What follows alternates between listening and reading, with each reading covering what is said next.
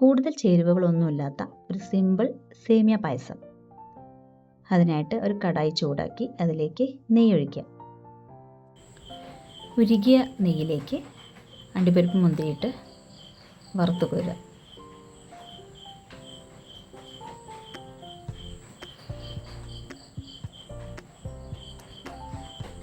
അതേ പാത്രത്തിലേക്ക് തന്നെ വേണമെങ്കിൽ കുറച്ചും കൂടി നെയ്യ് ഒഴിച്ചിട്ട് സേമിയ ഇട്ട് വറുത്തെടുക്കുക. ബ്രൗൺ കളർ ആവുന്നത് വരെ വറുത്താൽ നന്ന്. ഞാനിവിടെ ബ്രൗൺ കളറായിട്ടാണ് എടുത്തത്. ചെറിയൊരു ഗോൾഡൻ ബ്രൗൺ ആ ഒരു കളർ ആവുന്നത് വരെ ഒന്ന് വറുത്തെടുക്കുക. അത് പാത്രത്തിൽ നിന്ന് മാറ്റിയതിന് ശേഷം ആ പാത്രത്തിലേക്ക് തന്നെ പാലൊഴിച്ച് പാൽ നന്നായി തിളപ്പിക്കുക. അത് തിളച്ചതിന് ശേഷം വറുത്ത് വെച്ച സേമിയ അതിലിട്ട് നന്നായി വേവിച്ചെടുക്കുക.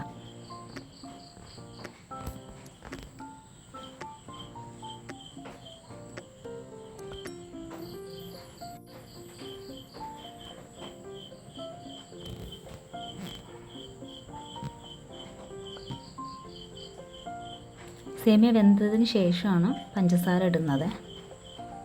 നമുക്ക് മധുരത്തിന് ആവശ്യമായിട്ടുള്ള പഞ്ചസാര ചേർക്കാം. ഈ പായസത്തിലേക്ക് ഞാൻ മിൽക്ക് മെയ്ഡോ അങ്ങനെ ഒന്നും തന്നെ ചേർക്കുന്നില്ല. സാധാരണ നമ്മൾ വീട്ടിൽ അത്യാവശ്യമുള്ള സാധനങ്ങൾ വെച്ചിട്ട് ഉണ്ടാക്കുന്നൊരു പായസമാണ്. ഒരു നുള്ളു ഉപ്പ് കൂടി ചേർക്കുന്നുണ്ട്.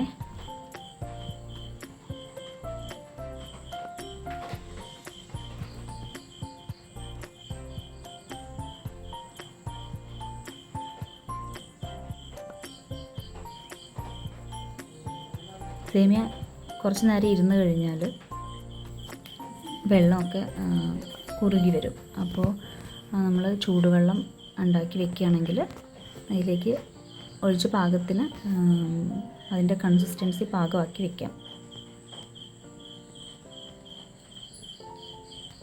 ഏലക്കാപ്പൊടിയാണ് ചേർത്തത്.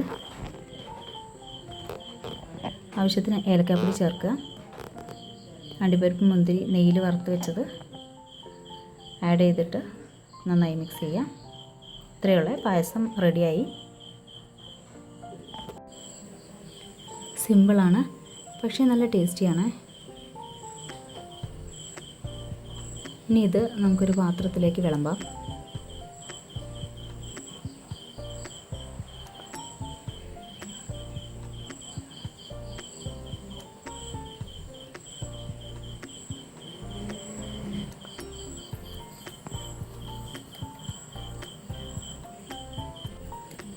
നെയ്യിൽ വറുത്ത അണ്ടിപ്പരിപ്പ് മുന്തിരി ഞാൻ കുറച്ച് മാറ്റി വെച്ചിട്ടുണ്ടായിരുന്നേ. നമുക്ക് ഇതിൻ്റെ മുകളിലേക്ക് ഇട്ടിട്ട് ഒന്ന് ഗാർണിഷ് ചെയ്യാം. ടേസ്റ്റി ആയിട്ടുള്ള ഈ ഒരു പായസം എല്ലാവരും ഒന്ന് ട്രൈ ചെയ്ത് നോക്കി ഫീഡ്ബാക്ക് അറിയിക്കാൻ മറക്കരുതേ. Thanks for watching.